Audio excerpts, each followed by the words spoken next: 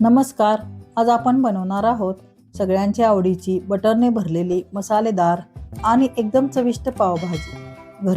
अगदी घरच्या घरी कमी वेळात आणि सोप्या पद्धतीने.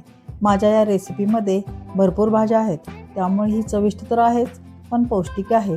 शेवटपर्यंत व्हिडिओ नक्की पहा आणि रेसिपी आवडली तर लाईक, शेअर आणि चॅनलला सबस्क्राईब करायला विसरू नका.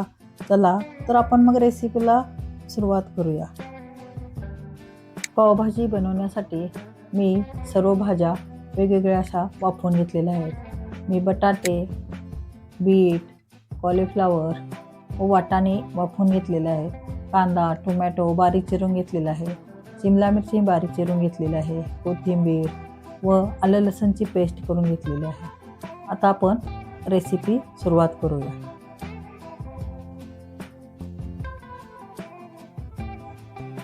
गॅसवर आपला पॅन गरम झाला आहे. आता आपण त्याच्यामध्ये बटर व तेल घालून घेणार आहोत. तेल घातल्यामुळं बटर जळत नाही.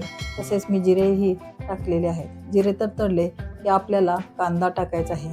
कांदा एकदम बारीक चिरलेला आहे व चांगला परतून सोनेरी रंगापर्यंत घ्यायचा आहे.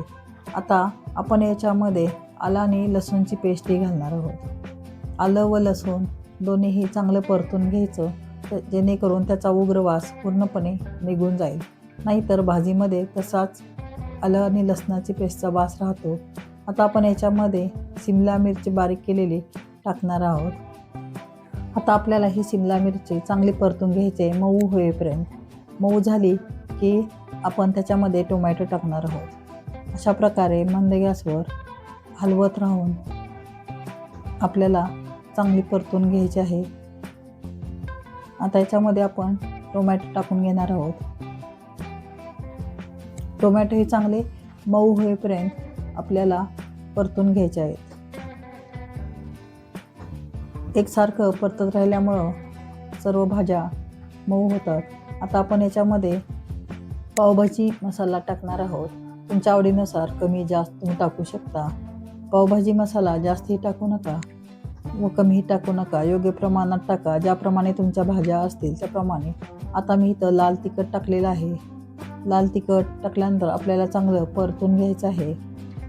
पावभाजीची मेन मजा सर्व भाज्या एकत्र मिक्स करणं व मसाले घालणं हे आहे. आता आपण याच्यामध्ये एक एक करून भाज्या टाकणार आहोत. सुरुवातीला मी बटाटे, त्याच्यानंतर बीट, वाटाणे, कॉलीफ्लॉवर टाकून घेणार आहे व चांगलं मिक्स करून घेणार आहे. सुरुवातीला आपल्याला भाज्या सर्व उलटण्याने हलवून घ्यायच्या आहेत व नंतर मॅशरनी मॅश करून घ्यायचे आहेत. भाज्या मॅश केल्यामुळं एकजीव होतात व पावभाजीची टेस्ट एकदम चांगली होते. आता थोडंसं आपण पाणी घालून मिक्स करून मॅश करत राहणार आहोत, जेणेकरून जी हॉटेलमध्ये जी चव येते ती पावभाजीला येते. आता आपलं हे पावभाजी चांगली मॅश करून झाल्यानंतर त्याच्यामध्ये शेवटी परत थोडं बटर व कोथिंबीर घालणार आहोत. बटरमुळं पावभाजी अगदी चविष्ट लागते व गरम गरम भाजीत बटर घातल्यामुळे वितळतं व भाजीची टेस्ट एकदम उत्तम होते. पावभाजीचा उगम मुंबईमध्ये झाला. आज पावभाजी हा सर्वात लोकप्रिय स्ट्रीट फूडपैकी एक मानला जातो.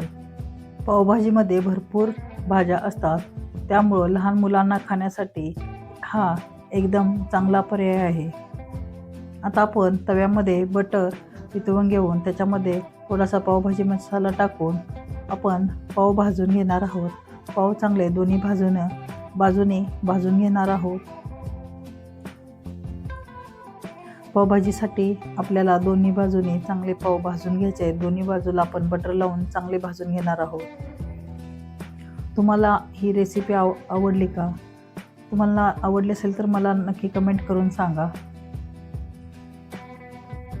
पावभाजी डिश संध्याकाळच्या स्नॅक्ससाठी, वाढदिवस, गेट टुगेदर पार्टी किंवा विकेंडच्या स्पेशल मेन्यूसाठी अगदी योग्य आहे.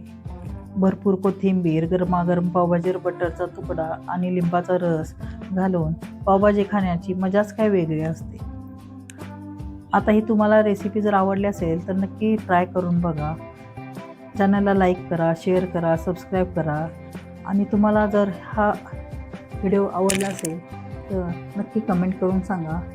ही रेसिपी शेवटपर्यंत पाहिल्याबद्दल तुमचे सर्वांचे मनापासून खूप खूप धन्यवाद. भेटूया पुन्हा नवीन एका व्हिडिओसोबत.